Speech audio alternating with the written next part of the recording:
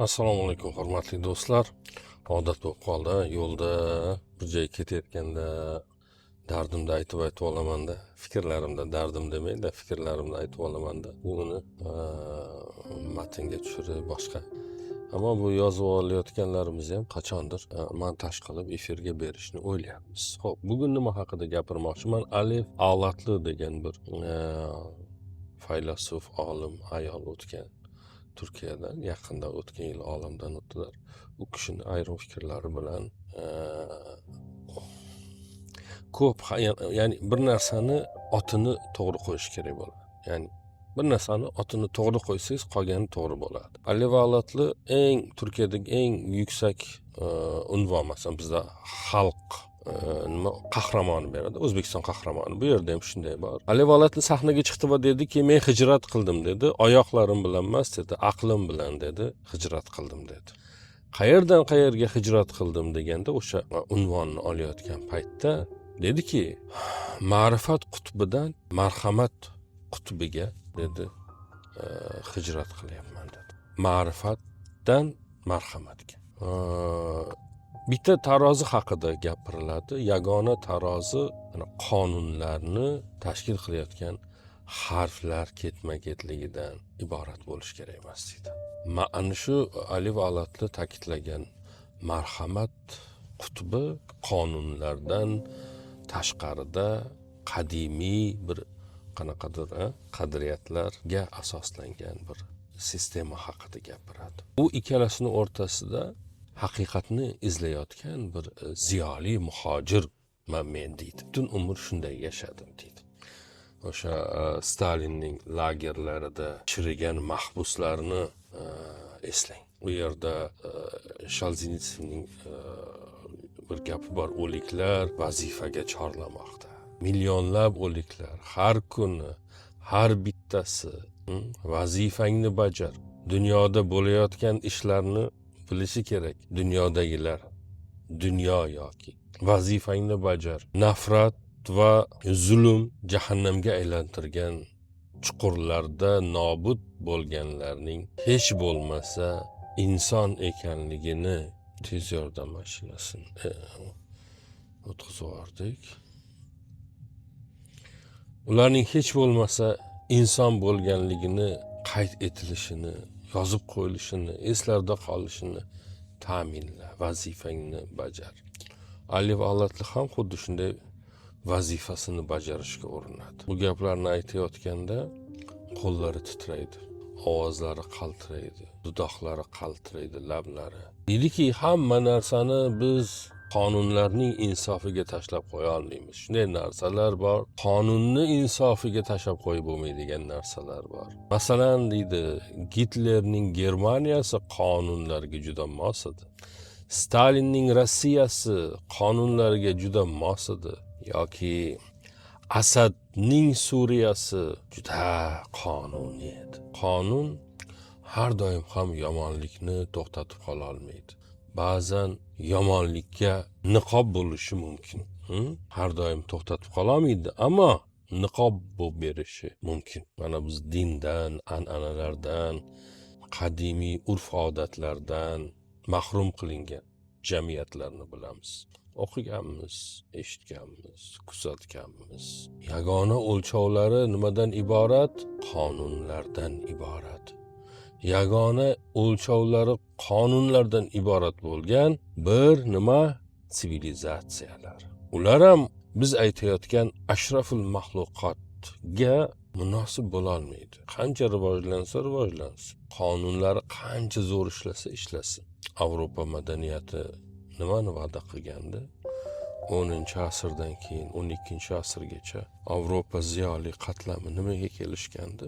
Biz insoniyatni diniy aqidalardan silkib olamiz. Silkib diniy aqidani to'kib tashlaymiz. Va Avropa silkindi. Aql, mantiq ilgariladi. Ilgarilagandan ilgariladi. Oho, faylasuflarni bobokalonlari chiqdi u yerda. Ammo o'xshadimi? Ayrim nuqtalarda o'xshamadi. İnsanning koinotning markaziga qo'yilishi yoki insonni koinotning markaziga qo'yish niyati deylik, o'sha niyat bilan to'shalgan yo'l qayerga olib bordi? Epshteynni ko'ryapsizmi? Urushlarni kuzatyapsizmi? Qayerga olib kelganini ham ko'ryapsizmi? Chegaralar, qurollar bilan qamalgan mexanik va shafqatsiz bir nimaga? Dunyoga, dunyoqarashga. O'sha Epshteynni nimalari 1-2 million odamni o'ldirib yuborishda bir deb o'ylab ko'rish mumkinmi? Bir atom bombani otib yuborish mumkin bo'lsa, ular yo'q, biz insonparvar bo'lishimiz kerak, shu atom bombani otmay qo'ya qolaylik, shuni otilmaslik uchun qo'limizdan nima kelsa shuni qilaylik deyishi mumkinligiga masalan siz o'zingizni ishontira olasizmi? Shu qadar vahshiyliklarni qilishi mumkin bo'lgan, inson jirkanadigan ishlarni qilishi mumkin bo'lgan u zehniyat million odamni qirib yuborishidan o'zini tiyib turishiga ishonasizmi? Qonunga, qoidaga tushsa hamma narsa halol hisoblanadigan bir dunyosi bor ular. Qonuniy bo'lsa halol bo'ladimi? Ikkalasi ayni narsa deb o'ylashingiz mumkin. Ayni narsa emas ikkalasi. Farqlari bor. Boshqa narsa demaydi, ammo farqlari bor. Men bitta misol aytaman. To'g'rog'i alivalatlar aytadi. Dediki, bankrot bo'lgan ishchining kimoshdi savdosiga qo'yilgan uyini sotib olish sizni qonuniy haqqingiz bo'lishi mumkin, ammo halol emas. Qonuniy haqqingiz bo'lishi mumkin. Qonun inkor qilmaydi, mumkin, ammo halol emas. Yoki qurilish qilish uchun ruxsati bo'lgan bir pudratchi, shaharni tozaligini, go'zalligini buzsa, unga tajovuz qilsa, bu harakatlari qonuniy jihatdan bilmadim, aybsiz bo'lishi mumkin. Havoni buzayotganda qonun bir narsa demasligi mumkin, ammo qilgan ishi halol. Qonun bunga qarshilik qilmaydi, ammo halol emasligini taroziga tortsangiz, ayrim ishlarni, ya'ni qonun to'xtata olmagan ishlarni halol emas chegaralari tarozi to'xtatib beradi. Masalan, yoki nonni sonini oshirish uchun xamir turishda bir nimalar, kimyoviy bir nimalar qo'shib xamirni qilib, rosa shirib 10 ta non chiqadigan xamirdan 20 ta nonni chiqarish qonunan bir muammo bo'lmasligi mumkin. Ammo halolmi? Bu narsalarni o'ylayotganda va yoki gapirayotganda bo'g'zingizga nimadir kelib tiqilganday, nafasingiz qisayotganday, gohida ingragingiz kelayotganday bo'ladi. Alivalatlar aytadi, 21-asrning eng katta loyihasi nima bo'lishi kerak degan bir savolni qo'yadi. Yuzlab odamlar o'tiribdi, uni eshityapti va deydiki, halol bo'lganni qonuniy bo'lgan bilan uchrashtirish 21-asrning eng katta loyihasi bo'lishi kerak deydi. Halol bo'lganni qonuniy bo'lgan bilan uchrashtirish. Bu qanday bo'ladi?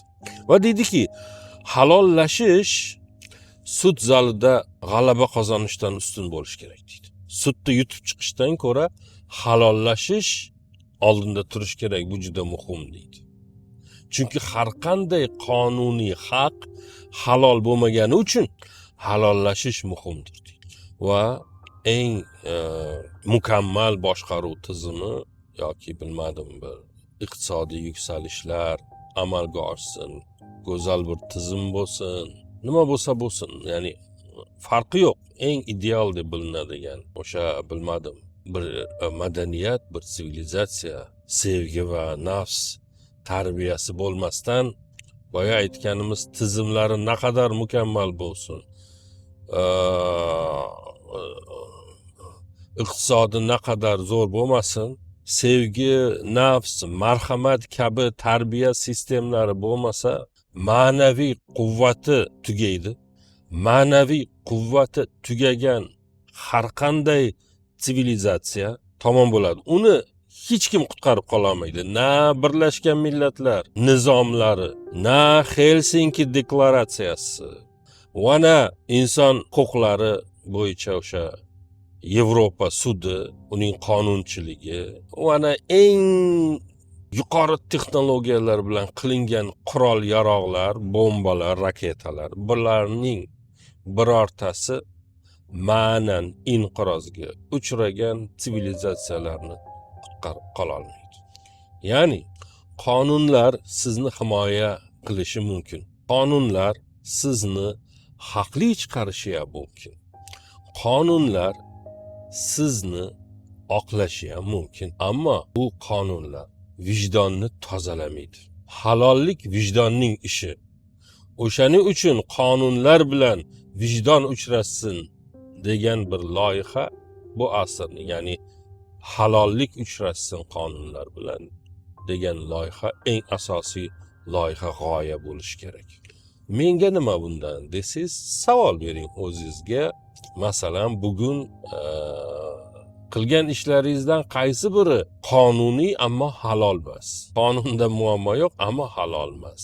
Qaysi birida ichingizda qanaqadir bir ovoz, "Jo'ra, bu to'g'ri emas bu yerda bir muammo bor" deyapti-yu, ammo siz u ovozni o'chirib qo'yapsiz. Ichingizdan bir ovoz norozi. Bormi shunaqa narsa?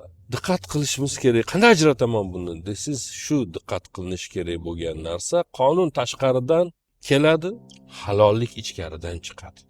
Halol bo'lishingiz uchun qonun qoida degan narsa bo'lish shart emas. U ichkarida zotan bor.